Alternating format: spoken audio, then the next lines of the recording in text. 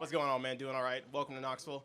I'm up here for one purpose. My buddy is a friend of yours. He lives up in White Pine, and he wants me to have this discussion with you because me and him had this discussion this weekend. What are your thoughts about reparations for Black people specifically, and like Black Americans specifically? What is your Very much against. Very much against. Can I ask why?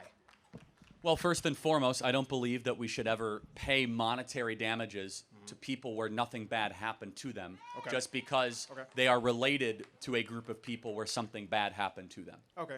So because it separates the idea. Let me just finish, and then I'll throw it back to you. Absolutely. Our justice system, when properly understood, is about individuals receiving justice, not tribes or groups receiving justice. Also, I want to state that just because I am a Black man, I do not speak for all Black people. So I'm just. I like this guy. You should give it up for him. Just want to state that for the record. I'm speaking for myself.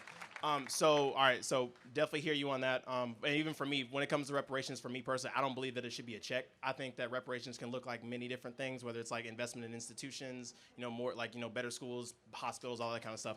So my question to you is like, so since you are against reparations, would you say that we should be would you be for outlawing inherited wealth? Does that make sense? Well, no, I'm not for outlawing that. Those are two different things. Can I explain my point though?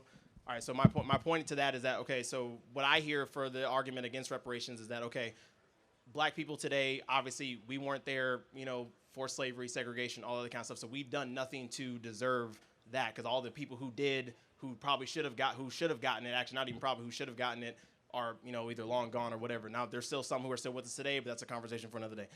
But my point is that inheritance and inherited wealth is something that the great grandfather, whatever, is passed down. Homeboy who is here today did nothing to deserve that multi-billion-dollar business, but he gets it because of his bloodline. Correct? Is that how it? Yeah, that's exactly. how inheritance works, right? Yeah, no, like Bronny James is going to get $1 billion. Right. Yeah. Right. Sorry.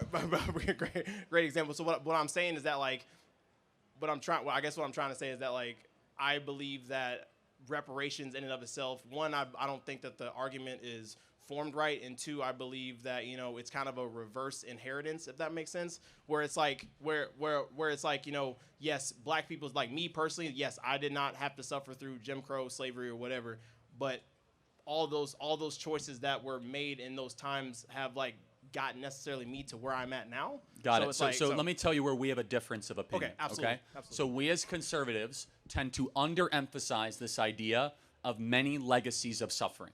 Whereas people on the left, not saying you're on the left, but the other perspective. Definitely not. No, for sure. But that's fine.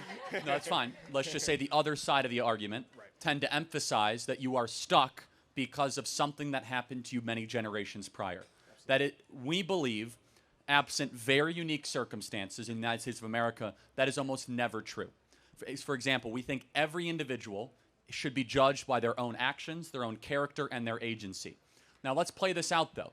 You're acting as if, not you, but let's say the argument, because you're coming after this in a great way, there's been no money sent Black America the last 60 years. We have spent over $25 trillion on Black America in 60 years, and Black America's poorer than before we started. We're talking about Medicaid, food stamps, we're talking about schools, public housing. The issue is not the amount of money. The issue has instead been a couple things. Number one, it's been the downfall of the Black family. And unfortunately, yes, I agree with that. Yeah, the more money we've spent on this, we've seen the downfall of the Black family.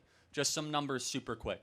Is that in 1964, right before the passage of the Civil Rights Act, 75% of Black youth had a dad around. Now it's 25%.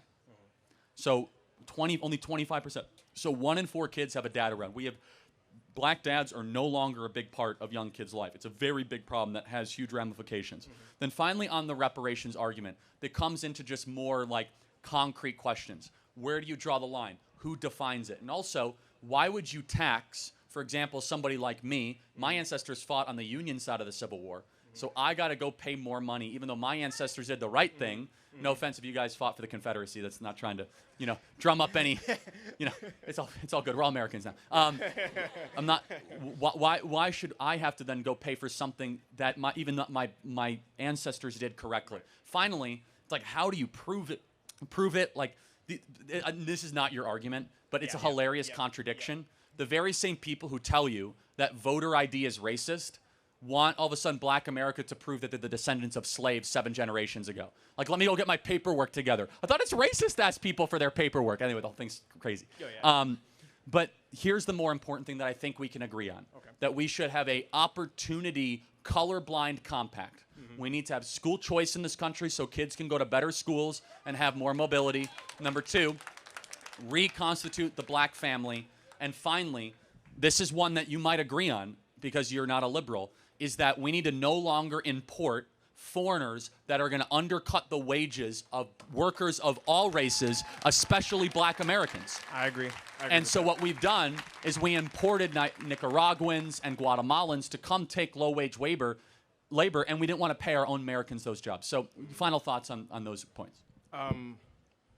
Also, great points. I would say that I am with you for the idea of a colorblind society. I think that it's a bit of a farce to say that colorblind society is something we should aspire to, but I think it's a farce to think that it doesn't exist, that race doesn't play a factor. I totally agree. Okay, and so I will say it plays far less of a factor 10 years ago. It's playing more of a factor today. Yes, I agree. In a negative way. Yes, I 100%. I mean, I think you had mentioned something about DEI like earlier, and I was like, for sure, like the way I agree with DEI in principle, but I think the way it's been instituted by our government and all the other institutions is completely wrong. So, because for me, it's not about seeing color; it's how you treat color. Does that make sense?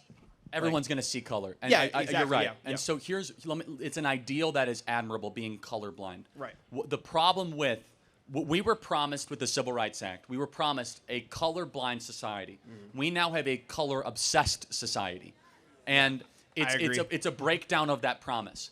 Instead, the country I grew up in, at least, was like, yeah, you're black, but it doesn't matter. It's not the most important thing. Instead, it's, are you a good person?